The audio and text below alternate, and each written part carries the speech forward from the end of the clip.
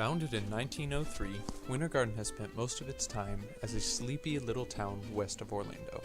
As time went on, the orange groves were replaced with homes and businesses, and Winter Garden began to grow into a more comfortable, friendly place. After opening a theater and a brewery, its downtown strip has become a popular place for all to go and spend the evening. Everything seems to be perfect in this little city, but in the alleys and remaining woods around the town, many homeless people, who often refer to themselves as tent folk, watch the promenade. With the woods gone, many of them have begun to take up residence in the streets. Most try to look away, but there are some who look right back at the homeless and extend a helping hand. Matthew's Hope was founded by Scott Ballou, initially as a response to the coldest winter the town had ever seen, that had threatened to kill the people living in the woods. They provided shelter and winter clothes for the homeless of this developing community. It has since grown to proportions previously unimagined by Scott, and there isn't a single homeless person in Winter Garden that has not been helped by their efforts.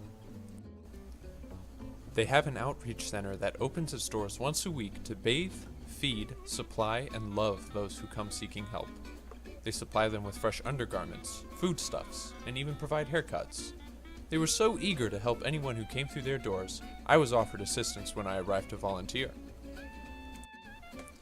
It is a fairly large organization, much larger than I had imagined when I first signed up to help. They operate a furniture store next door, Matthew's Hope Chest, where they sell furniture that they fix up or make to help raise money. I helped in their warehouse, where many of the volunteers are assigned. I had imagined I was going to be spooning out soup to the homeless, but instead, I helped the organization through a lot of heavy lifting. And I mean a lot of heavy lifting. Stocking and maintaining the amount of goods that they do takes a lot of physical effort, and I was happy to help. Fortunately, it was not an all-work, no-play scenario. The other guys in the warehouse were a very light-hearted bunch that loved their work. They were very accepting of me, and we had many fun conversations and learned a lot from each other.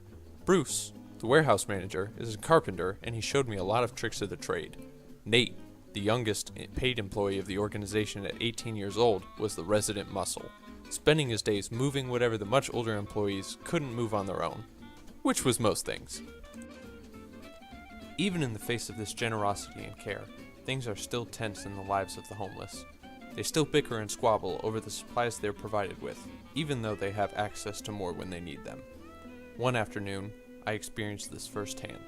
While Nate and I were working, we heard a commotion from the front of the building. We arrived to a grisly scene involving two of the regular participants in the program.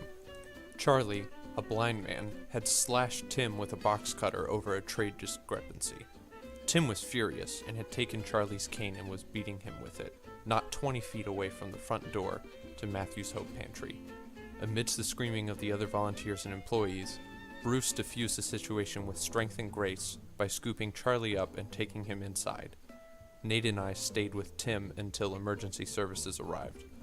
All of this over a few cans of food.